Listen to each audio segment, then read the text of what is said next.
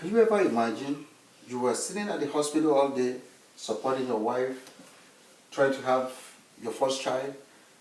After staying at the hospital all day, very chaotic and very emotional for you, and after making an arrangement that you will not be called for work that day. My name is Zach Akinkwade, and the story I'm about to share with you today is a very important story in my life. It was July 21st, 2002. My wife and I went to the hospital in the morning, expecting the birth of our first child. After staying at the hospital all day, everything was going very fine, and the nurse and the doctor would prefer that my wife would have the birth of our child through a natural birth. So we stayed at the hospital all day. Just close to midnight, I received a call about my two foster sons who I had left at home all day with a babysitter.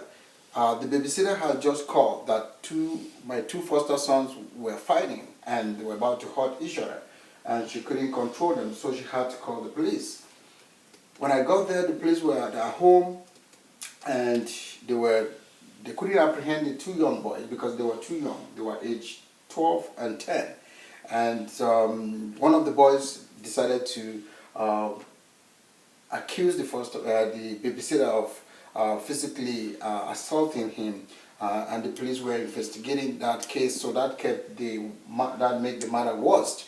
And I'm thinking about going back to the hospital, and I'm also thinking about the welfare of our foster son, and I'm also thinking about the babysitter who's just been accused of allegation of assaulting young boy. So I made a call to our local Children's Aid Society, and I made a call to our placement agency, who were able to arrange with us to have the investigation done by the local CAS, Children's Aid Society. The following day, I was able to make an arrangement for my two foster sons to stay somewhere for the night, and I drove back to the hospital.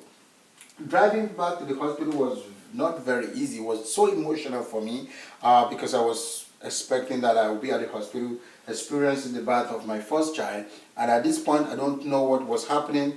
I wasn't at the hospital. I don't know if the child has been born. All I knew was I was just driving at the middle of the night on the road. Driving back to the hospital, I was able to get to the hospital by just past midnight. When I arrived at the hospital, the door to the hospital has just been locked. I wasn't allowed to get inside. The only door that was open at that time of the day was the emergency door. I went to the emergency unit and explained to them my situation, what had happened, why I had to leave the hospital, but they wouldn't let me in, and I was so anxious and eager that I had to get in so that way I can witness the birth of my child. After so many discussions, I was let in, and I was able to make my way back into the delivery unit. When I got into the delivery unit, my child's head was just coming out, and it was surprising to me that the delivery was almost like delay for me to get back to the unit. So when I got into the unit, her head was already out. I was able to hold on to my wife's hand and support her and witness my child coming out. Regardless of what I had to go through that day and what happened, and the fact that I have to tend to a crisis, I felt so blessed and I'm fortunate to be witnessing the birth of my child. Even though it could have been worse, but it ended up being very, very happy day. I was glad that at the end of the day, everything went very well for me. And I was happy to witness the birth of my child. I did not end up missing out of the excitement, the joy, and the atmosphere of being around for my child to be delivered.